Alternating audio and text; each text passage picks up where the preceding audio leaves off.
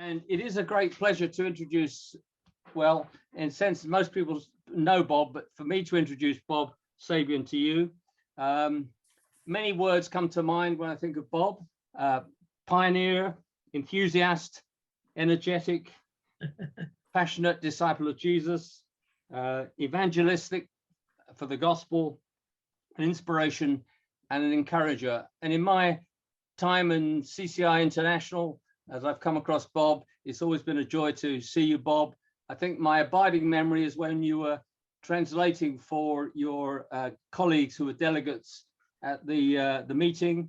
Somebody told a joke, and I remember you saying, I don't know what he said, but just laugh now.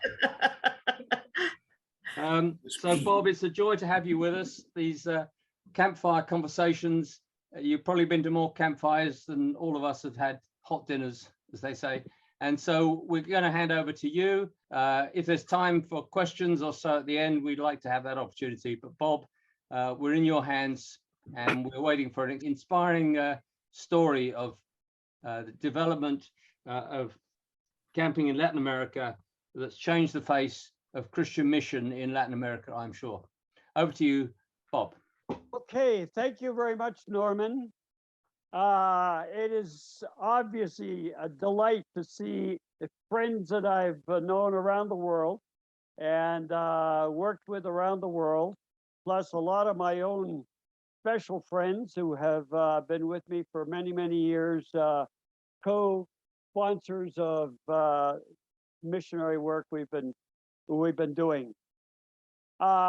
My chat today is not about CCI Latin America, Christian Camping International Latin America. It's about the evolution of CCI World, as in which I bring in what was the role of some of our people in Latin America in that evolution, but also just telling my own personal story. Lorimer has written a little bit of the official history, as Bud Williams has also written an official history. I am not going to offer an official history of CCI World today, just my own story. My granddaughter here is going to show you, this is my my files from 1966 to 2014, from which I get stuff. I've got all of the memories of all of the events that I'm going to talk about. And I also have the photos of just about all of those events.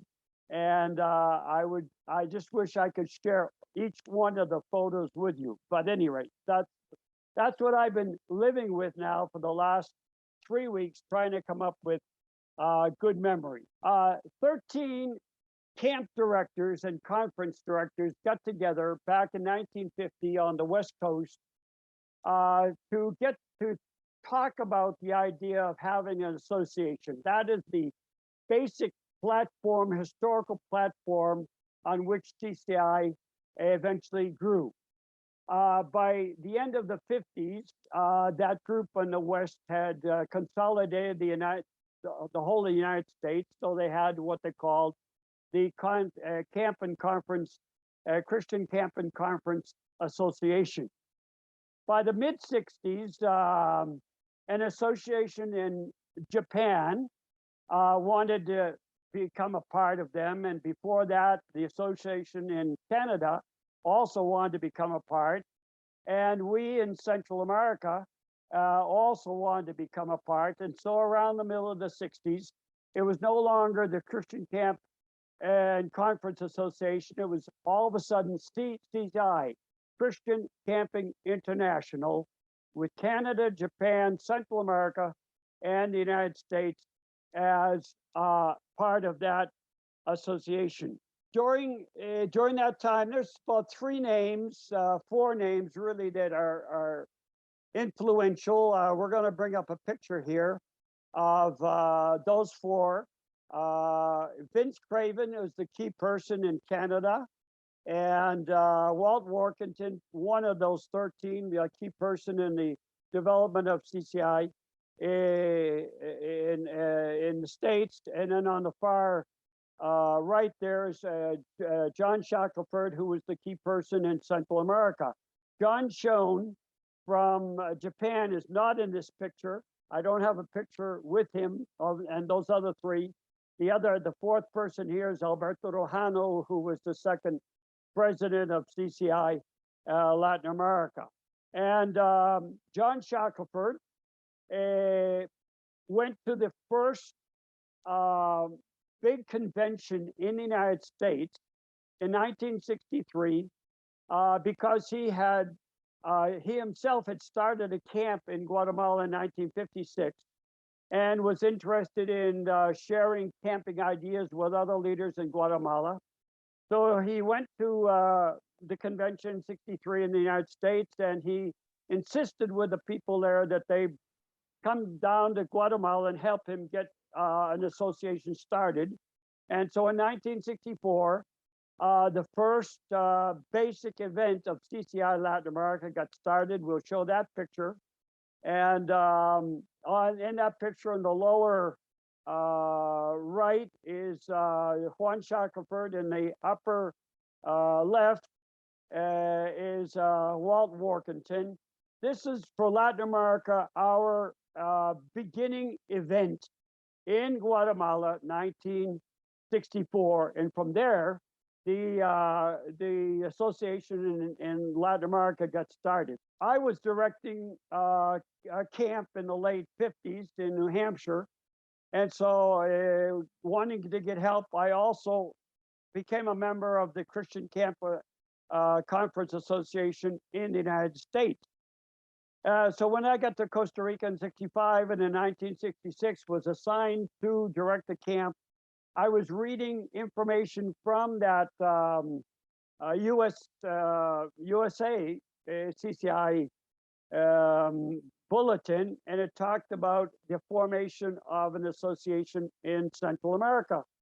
So in 1966, to 1 month into my new assignment at Camp Roble Alto, I contacted John Shackelford, and we began to collaborate on the development of an association at that time in Central America. Eventually it became CCI Latin America. In 1977, I went to Banff, where the US and Canada decided that their regular major convention would take place at Banff. And it was a collaboration of Canada and the United States. And by this time, those conventions in the United States were becoming almost like an international convention. People were coming from many countries around the world to attend that major convention. So in 1977, the programmers set aside time so that all the people who are not from the United States and Canada could get together and just talk about their camping from their own particular fields, whether it was Africa or Latin America, or from Asia, wherever it could be. David Mendieta from Guatemala, who was the first president of CCI Latin America, was present, and my wife Nancy was with me at the Banff conference. So I went to that meeting of all these foreigners and began to hear some concerns that I was unaware of. When we became CCI in the mid-60s, each Japan, Canada, and Latin America were divisions. We were divisions of the United States. We were not our own autonomous association. So in 1977, I'm hearing all these voices talk about everybody around the world is a division, and CCI is in effect a US corporation with its own trustees, and the rest of us are just divisions. In the following meetings, the rest of the 70s and early 80s, our own two first presidents, David Mendieta and Alberto Rojano, became major voices on that concern that was growing of not being our own autonomous association. The trustees in the state developed in a parallel kind of a committee called a fellowship, and that fellowship was to create a worldwide sense of family.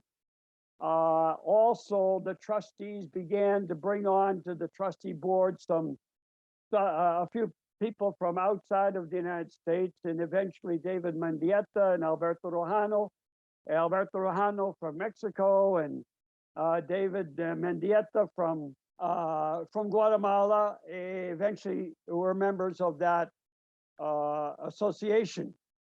Here's just a picture of one of those committees. You have Walt Workington on the far left, and Vince Craven, and then behind him, John Shackelford. In front of him, David Mendieta. Behind him, Ben Harrison, Mr. Bud Williams, and Jolly and Johnson, and Jolly and Kingsley, I think is out of the picture there.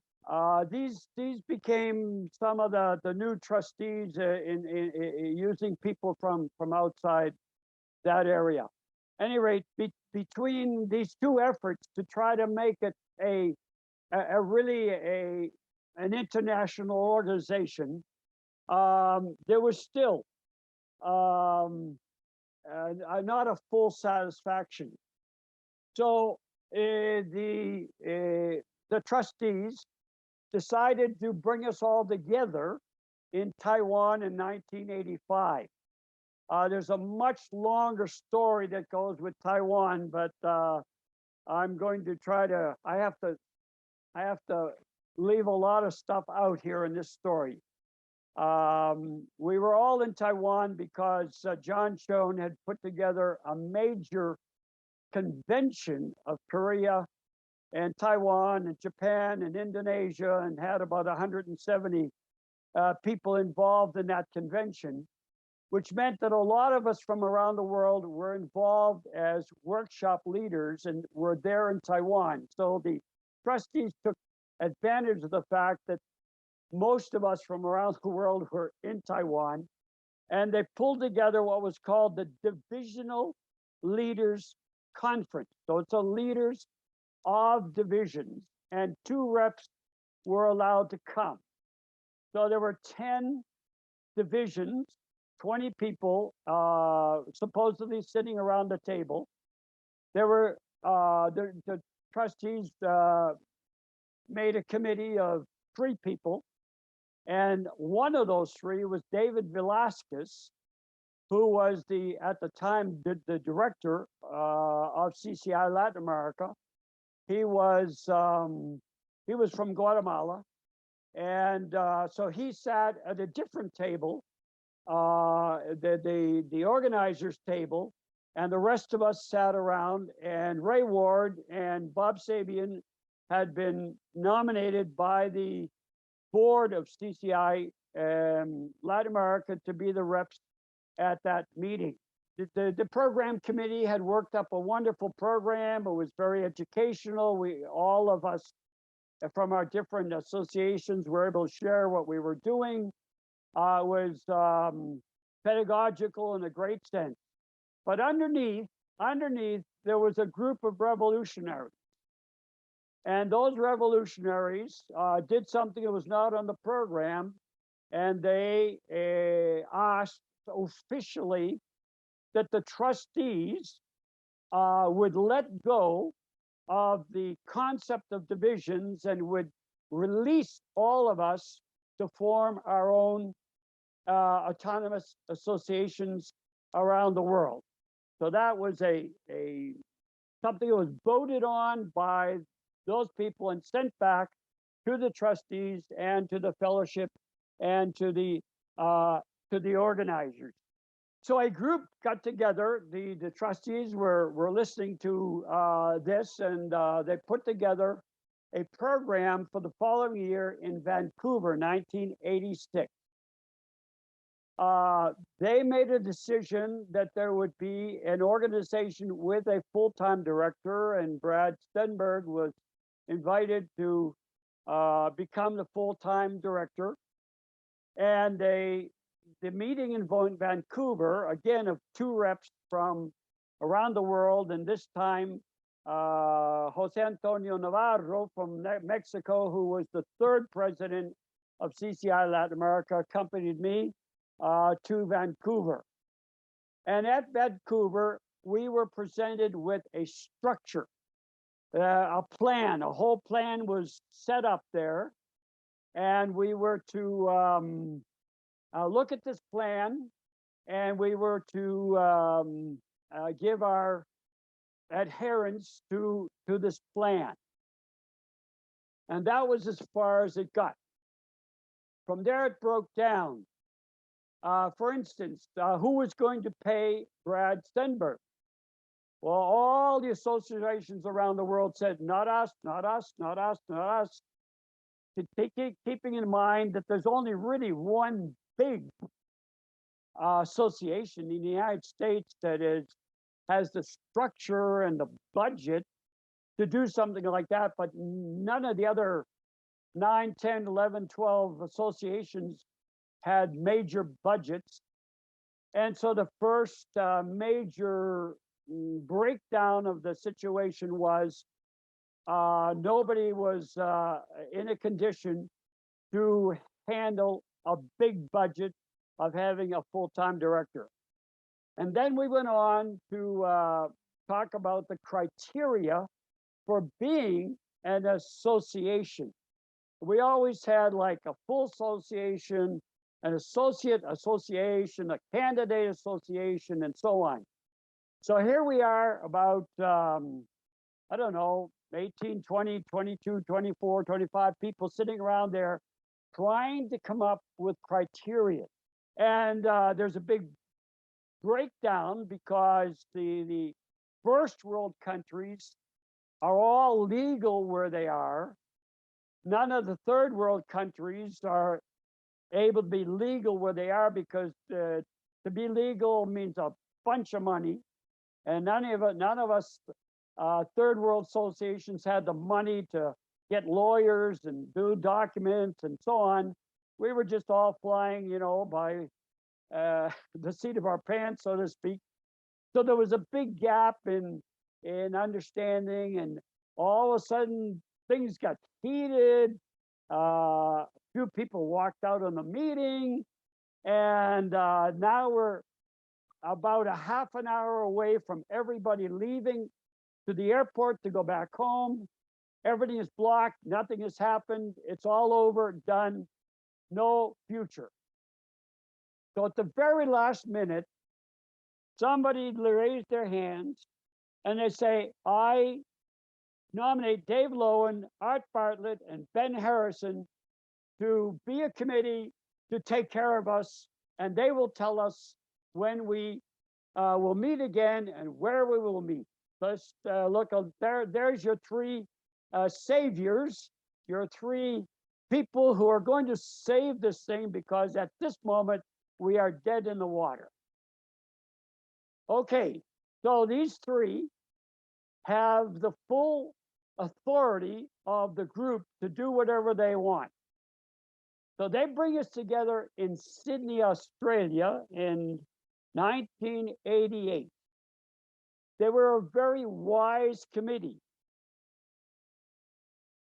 When we met in Australia, 1988, we were no longer divisions. We are now the Association Representatives Forum. We are now autonomous associations, and this is the Representatives Forum, and again, 2 reps from each association. These 3 gave us a time that was inspirational, worshipful, an absence of any decision making that would be controversial. So Sydney was what I call a healing meeting. It was lovely. We embraced once again. We were friends once again. We had nothing that we were divisive about. But at the end, the evaluation brought out the fact that next time we need to get back to a forum that was educational, pedagogical, that would train us in association management and train us in other things that were important for running our associations. So the next one was held in Kruger National Park in South Africa in 1990. I was the only person there from the CCI Latin America Association. I would love to tell you the story of the things we ate and the things we did. But if I do that, I won't get time to do the things I do want to do. But remember that at this point, we have no director, we have no board. And again, all we did in Sydney was to anoint another 3 people that would take us on to South Africa. So another 3 persons just became a committee that had the responsibility to bring us together. They had no budget. They had to pay their own way to meet together. They had no materials. They had to go into their own time to give 2 years to bring us together in South Africa. At the end of South Africa, the next meeting was going to take place in Mexico City. So therefore, Bud Williams, Bill Impey from Australia, and myself became the committee. I would be the coordinator on the ground to organize the event. It was going to take place in Mexico City. I'm living in Costa Rica, so it isn't exactly that I'm on the ground. Bill, Bob, and Bud got together. They came to Costa Rica in August of 91. They came to Costa Rica again in July of 92. And then the 3 of us went to Mexico in August of 91 and to Mexico in July of 92 to set up the meeting in Mexico City. The event was to take place from the 20th to the 28th of November, 1992. The theme was vision with integrity. Besides the business that we were to take care of, and let me have a parenthesis here, what were these forums doing? What were these forums doing?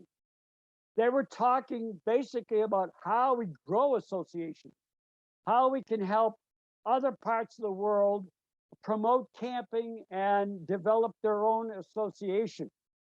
We are now with associations in South Africa and Brazil and Australia and New Zealand, and pretty soon we're going to have Russia.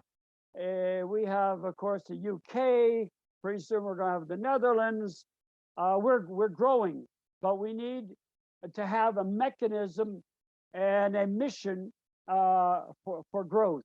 And the other thing that we're always talking about is what is the criteria to accept an association as a full or associate or candidate association. Those were the business meetings. But we also, in the forums, had an educational element. So in Mexico City, we had Reverend Rolando Gutierrez.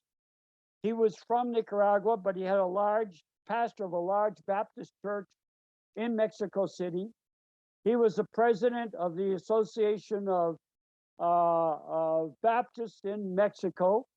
He was a part-time professor at a seminary and a part-time professor at a university, and a well-known speaker, a person that we had used previously in one of our Latin America events, a person whose own church did camp So we invited him to talk about integrity and to talk about a vision for camps working with their churches to reach out to the urban cities of the world. That was his job.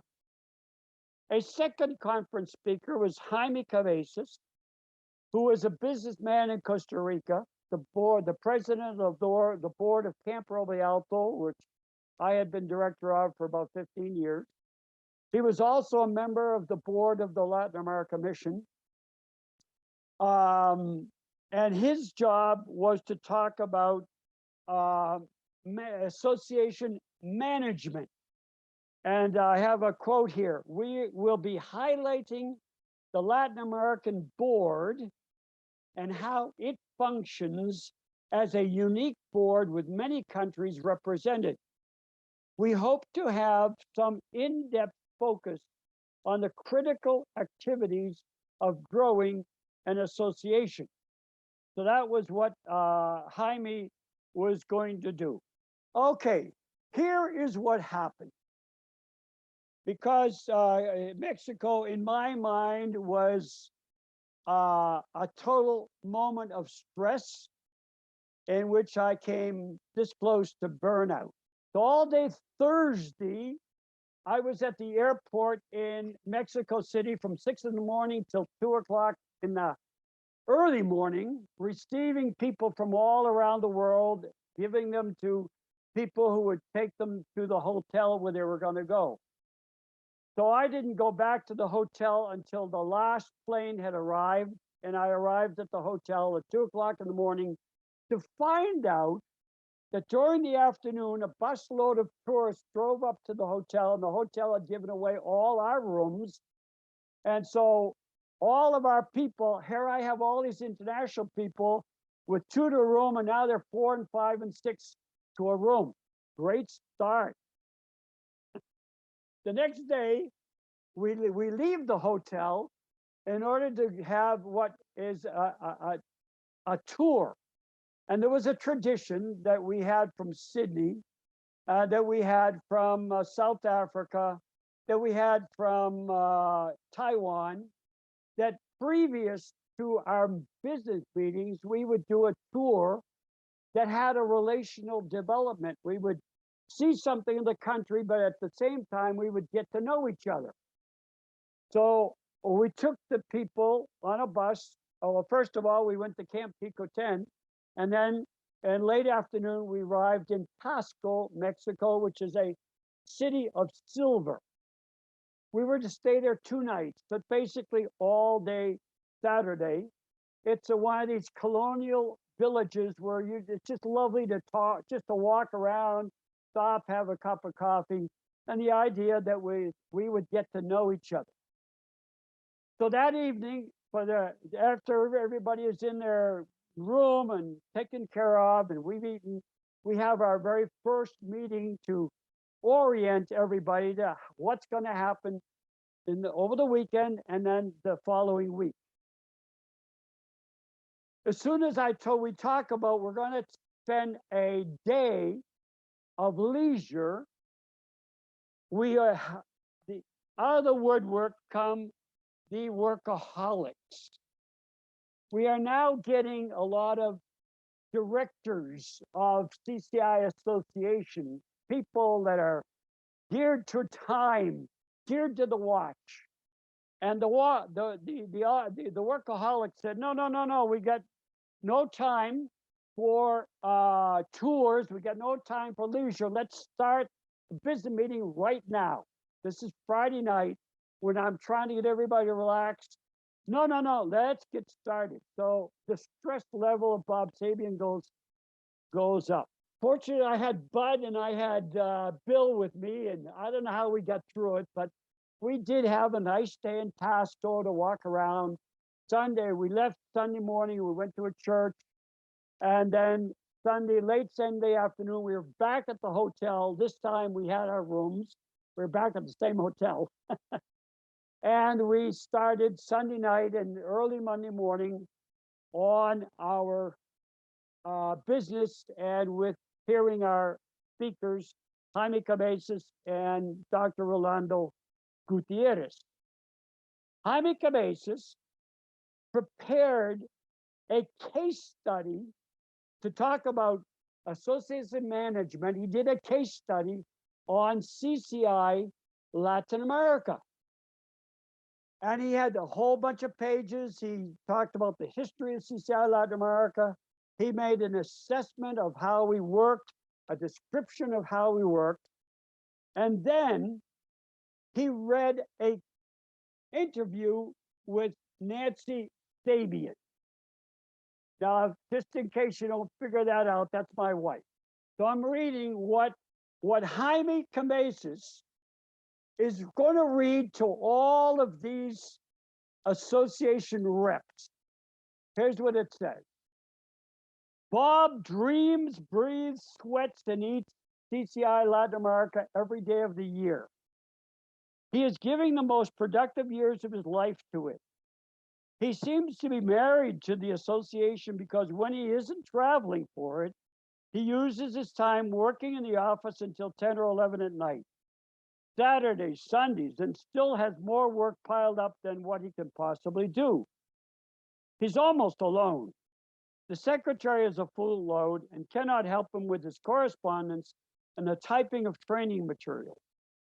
His motivation is such that we have gone into debt in order to keep the association going. This debt keeps on growing with no perspective of being reimbursed by the association. I am afraid that Bob may suffer burnout, that CCI may lose a director, that I may lose my husband, and last year he ended up in the hospital because of exhaustion. There's what somebody, one of my leaders in CCI Latin America drew, and I still have that item here in my room. At any rate, we are a family and we are with you. So the situation was that I was, Lisa had just come on to work with me in 1990. She was going to take over the training part, and she, right at the moment, was taking a master's degree up in Chicago. And I was supposed to put out 10 publications, 8 publications a year. That particular year, 1992, Lisa and I, by distance, this was before that communications existed like we have today. Everything was by, you put it on a donkey and you send a letter up to Chicago, and the donkey comes back from Chicago to Costa Rica with a letter. And we were planning our first major institute for training others to teach our courses to take place just previous to this association reps forum. So that was going to take place also in Mexico for 17 days, early November. Following that, I was going to run my board meeting on the 17th of November and then receive the world at the association meeting on the 18th through the 28th. So I had those 3 meetings. Earlier during the year, in the preparation, we had to travel to Mexico. I don't know how much other traveling I was doing, but running an association which went from Mexico to Argentina. For instance, I had 150 members in Argentina to take care of. Supposedly, they paid $10 a year for their membership, but for them to pay $10 from Argentina to get into a bank in Costa Rica, those things just didn't happen. You couldn't get money from one country to another. So basically, I had no income. And even if I sent the product to Argentina, 150 addresses, probably less than 50% of them were actually arrived in their box. So they were complaining about not getting their stuff. And I didn't have a budget. And so everything I tried to do was just going farther and farther into debt. So I came pretty close to a decision. We're going to have to shut this thing down because I can't keep, by now I'm $8,000 in debt. and pretty much strung out. So, and here's the interesting thing. So Jaime says to all these people, as he comes to conclusion, he says, is this the way a Christian ministry is supposed to be managed? And then he had everybody go off in a geographical group. That is the Association of the United States of Canada in one area, UK and South Africa in another area, Japan, the Philippines, and so on in another area. And he had 4 questions that they were to look at. Who is right, Bob or Nancy? I mean, which should be the priorities for an executive in a Christian organization or ministry? How does Bob seem to be managing his priorities? Can CCI Latin America survive at the rate it is going? Why?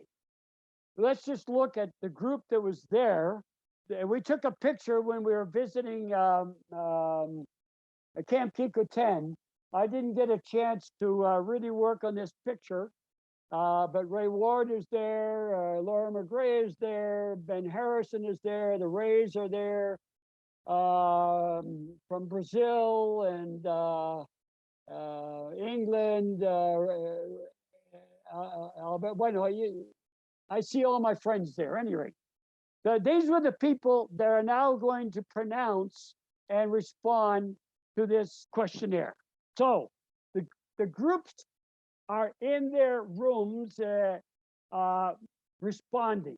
The United States, Canada, UK, South Africa, Australia come back and they fill whiteboards, they fill half the wall with paper of structure. This is how CCI Latin America should structure itself. Structure, structure, structure, structure. I went to the room where the Asian leaders were. They were frozen in place. They were in shock. They were not doing anything. They couldn't talk. An Asian country would never shame a person in front of everybody else. They would never expose a person the way Bob Sabean was exposed. They were in shock. They couldn't say anything. They couldn't do anything. They didn't know what to do. New Zealand, I went to the group, New Zealand. They weren't doing anything either. They were all on their knees praying for Bob Sabean. And as soon as I walked into the room, they said, Bob, go back home to your wife and your family and take care of yourself and get a rest. Go, go, go, go. Get out of here. The CCI Latin America board was embarrassed. And so they were immediately making plans for another meeting. And in fact, they met for 3 times in the next 6 months.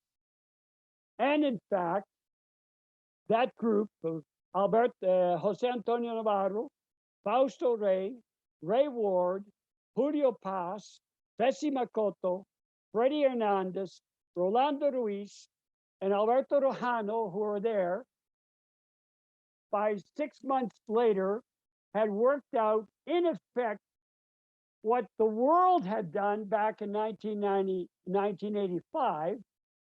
We released each one of the associations so that Argentina became its own autonomous association. Mexico became its own autonomous association, Costa Rica, Guatemala, and so on. So I, as a director, are no longer managing the entire Latin America scene. Each of the countries are going to manage their own membership, manage their own training events, and so on. So, and the fees are going to be paid nationally. Of course, we still have a problem. Lisa and I and Robert Bruneau and the rest of us, how we're going to operate, but that's another story. So at any rate, Mexico is one of those events that is in my memory forever.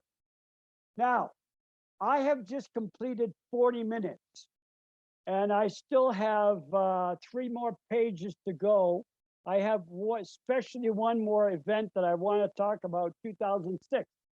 But since I have been given 40 minutes, I want to stop here for people to interact or ask questions, or just tell me I can take another 15 minutes or whatever. Well, Okay. let's just have a second, see if anyone's got any comment or question as we've got to this sort of point. And then we'd love you to keep going because we want to hear the rest of the story. So anyone want to just ask Bob a question or make a comment or say, hey, I was there? Elormer was there. Bessie was there. I was there. Yeah. Okay. Yeah. Keep going, Bob. Yeah, Lisa must have been there. It was 1992. I was in the Institute for Developing Leaders, but I wasn't invited to the. Oh, you didn't stay for, yeah, okay. forum. Well, Lisa and I had just finished 17 days of teaching. And Lisa and I, as I say, we had to plan those 17 days from a distance. We had never worked together before. We had never taught together before. So during those 17 days, we were learning how to let the other one talk, because Lisa likes to talk and Bob likes to talk, and neither one wants to let the other one talk. So it was a lot of fun for 17 days. We would talk. I was evaluating the event for my thesis, and one of the evaluations came back and said, I want you to know that I know enough English to understand that you and Bob were yelling at each other in English in front of us. You think we didn't understand it, but I did. So we were learning to be a team in 1992 for 17 days. I think we're still a team in 2022, but at any rate. So, all right, let me just go on a little bit more with some of these. In 1995, we met in New Zealand. This time, Bessie was there, Bessie Makoto. Jose Antonio Navarro was there. Fausto and Iris Ray were there, and I was there. I translated 8 to 10 hours every day for Bessie and for Jose Antonio. And that's where the little talk comes from. Sometimes everybody was asking whether I was translating or interpreting, and telling people when they should laugh and when they shouldn't laugh, and so on, because she just told a joke, and now they have to wait for me to interpret it or to translate it. So when did they laugh? When she said, or when did I say it? At any rate, in New Zealand, a lot of the associations like South Africa, Brazil, Japan, Korea, and Australia were very fascinated with the curriculum that Lisa had been building and the courses that we offered in CCI Latin America. So they were after us constantly to get them into English. Jessica Presky, I don't know if she'll remember, but she interviewed Bessie in New Zealand, asking Bessie to talk about her visions for the future. CCI Latin America had developed 10 core values, which the association in Australia loved, and so they copied them. They asked our permission, but they copied 100% our 10 core values. We go on to England, 1997. Lisa Anderson is there. Rolando Ruiz is there. Rolando Ruiz died about 1.5 years ago, so we're sorry that he's not with us. Fausto Ray was there with his wife. I was there with Nancy. This is the second time that Nancy been with us. She was with me in 77 in Banff, and now she's with me in 97, 20 years later in England. CCI Latin America was asked to do an elective workshop on how to develop an association training model programs and resources in order to develop effective camping leaders. And that's where Lisa and I were offering that workshop. There were people giving devotions each morning. There were 5 morning devotions, and Fausto Rey of Argentina was asked to do one of those days, and so he did a devotional on the leader and obedience from the life of Josiah. So that was a participation of CCI in England in 1997. In Japan in 1999, again, these are the Association Representatives Forums. Bessie Makoto is there again. Jose Antonio Navarro is there again, Mexico. Alberto Rojano is there, Mexico. By this time, Alberto Rojano is now a member of the trustees, and so he's there as a representative of the trustees, and I was also there. I guess the thing is, I didn't miss any of these meetings. So in Japan, those trustees who let go of all the divisions back in 1986 and 1988 no longer now have any power. So being a bunch of old people, they were entrusted with 2 things: to make sure that all the associations kept to the faith and kept their nose to the grind doing camps. That we didn't have associations that weren't doing camps and were somehow heretical. So that was they were kind of a rate. In Japan, I was named to that group. I guess I was old enough by that time to be one of the older people to do that kind of a job. We reported in 1999 to the forum that Canada and Latin America were working together. In fact, we had been working together as co-associations since 1989. But that particular year, we were together working to build a brand new association in Peru. And in the course of that, the group from Canada and Latin America, Robert and Nina Bruno, Bruce Mann, Tony Lee, and Jessica Bresky, all went to Peru to help get that started. Bessie Makoto, this time, was one of the 5 that were chosen to give a Bible study or a devotional, and she gave a devotional on the organized leaders, strategic planning using the book of Nehemiah. The next meeting was 2002 in Maryland, and present were Bessie Makoto, Robert Bruno, again, Jose Antonio Navarro, myself, and Jesus Lopez from Mexico were present. Bessie Makoto did a workshop on the strategy of CCI Latin America to reach new countries. And in Latin America, we call this a pioneer program. And since Bessie was the person planning it, she decided that she would be the first missionary. So we anointed Bessie to be our first missionary from CCI Latin America. He would go to Peru and bring Peru into a major association.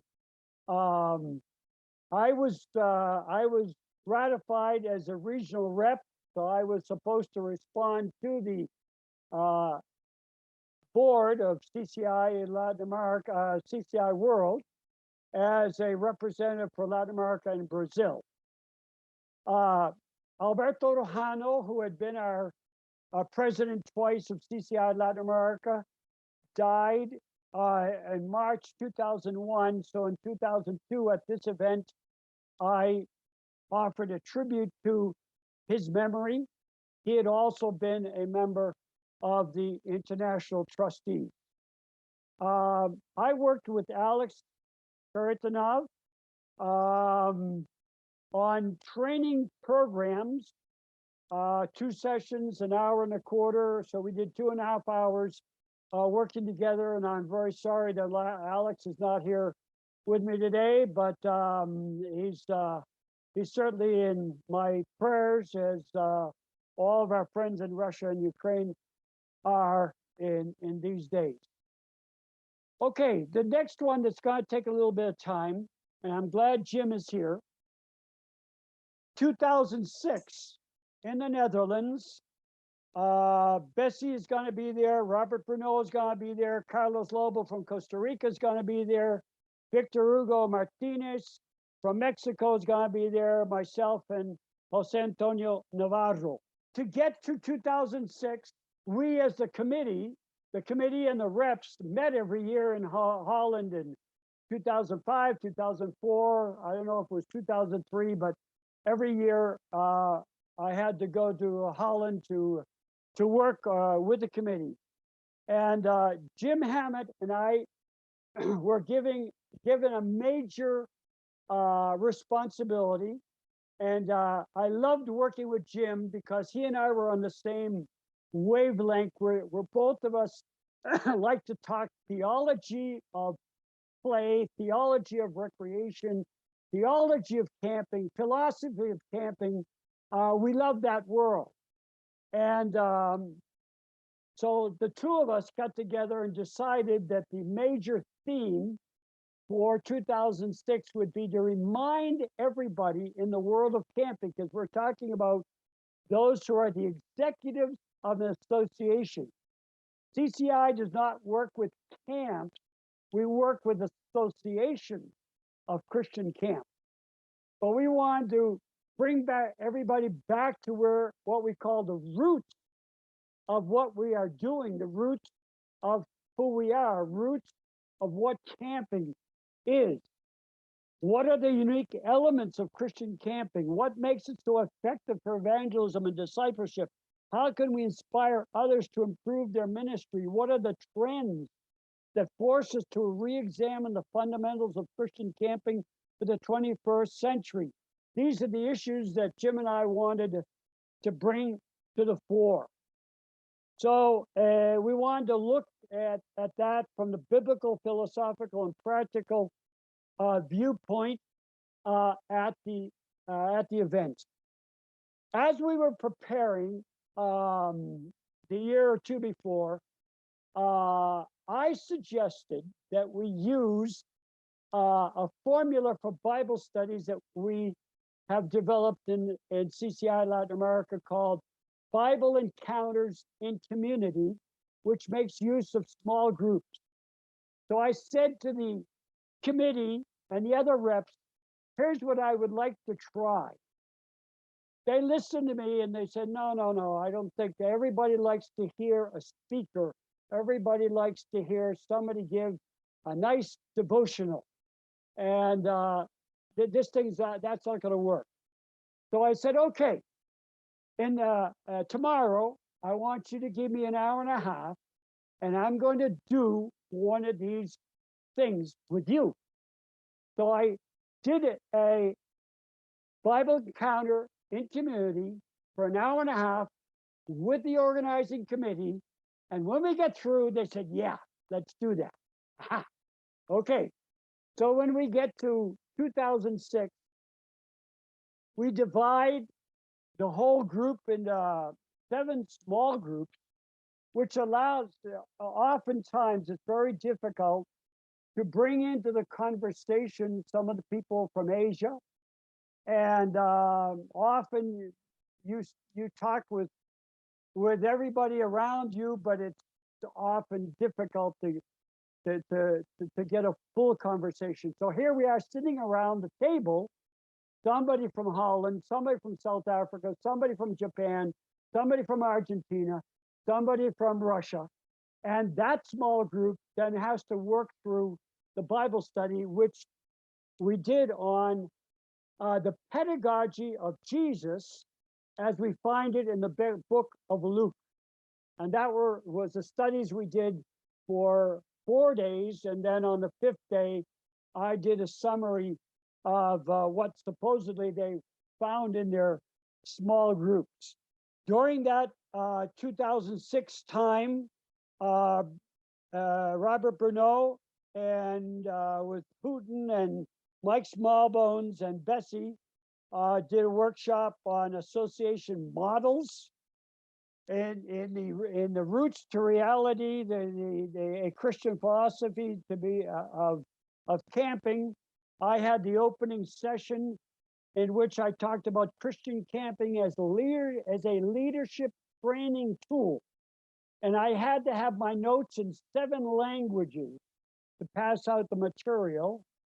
And my question was, how do you build philosophy and theology into your CCI national training program? Carlos Lobo was an architect that we brought from Costa Rica, who also did a workshop on how you must use philosophy and theology when you're planning your site from scratch. If you've just bought a piece of property, how to develop a site. And so he worked from his own experience here in Costa Rica. He was a leader for years at Camp Roble Alto. And then for his graduate work at the university, he built a camp from scratch, or he designed a camp from scratch. And then he worked to get me to be on his panel for his defending his thesis. So I brought him to Holland. Robert Bruneau at that same meeting was nominated to be a member of the international of CCI international board. Right about then, Lorimer wrote in December 2005 that it's time that we face one of our bigger issues to bring forward a complete review of the present structure of the Alliance of Associations and move forward to an organization with a board and a full-time executive director. So from about around 2005, 2006, there's a new movement.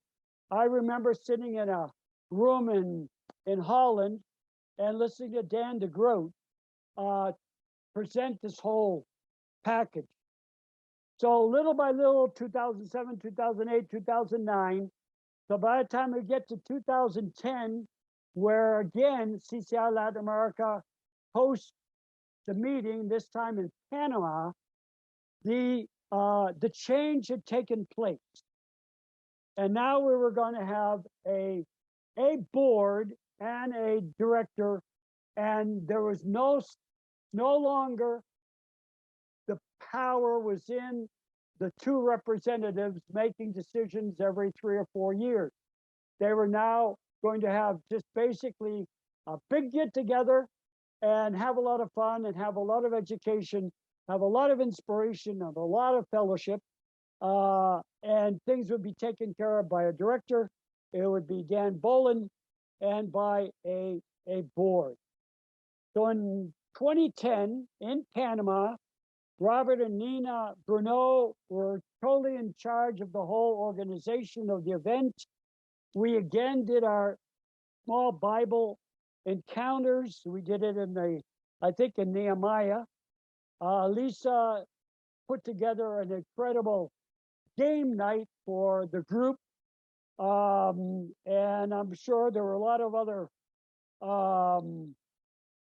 Bessie was there, Lisa was there, and supposedly I was 74 by that time, and I had said, I'm going to try to reach Panama 2010. That's going to be my last forum. But I just found a letter, April 2014, in which I say my time with the international leadership has come to an end. So I don't know what happened in 2010 that it didn't come to an end there, and why I'm finally saying goodbye 4 years later. But by that time, I'm 78. We did the In any same case, thing in CCI Latin America, Bob. I think we had 3 retirement parties for you. And you're still going. I worked something out where I retired in 65, so they would all give me presents. And then I retired again when I was 75, so they'd give me more presents. And then I think I worked it out 3 times where I retired so that I could get more presents. Any rate, in Spain, I was asked to do one of the devotionals, which I did on Sabbath living. But both I and Robert Bruneau were very much involved. There's a picture here of me giving a rep report. So I was still giving reports. This was my representative report that I did there in Spain. And then we'll do one more picture while we're at it. In 2016, Robert Bruneau received from Dan Bolin a recognition of being 8 years on the board of CCI World. And I was not there in 2016. Lisa was, and a bunch of others were, but that's the latest in terms of the participation of CCI Latin America. And that's where I come to an end of this this presentation. And I took pretty close to an hour. Wow, that's amazing, Bob. And as Bruce put in the chat, it's important to know where we've come from, what our roots are, and we can't really effectively plan ahead, strategize for the future unless we know where we've come from. And that was an amazing summary. Thank you very much, all of you who came to be with me at this time. That was wonderful.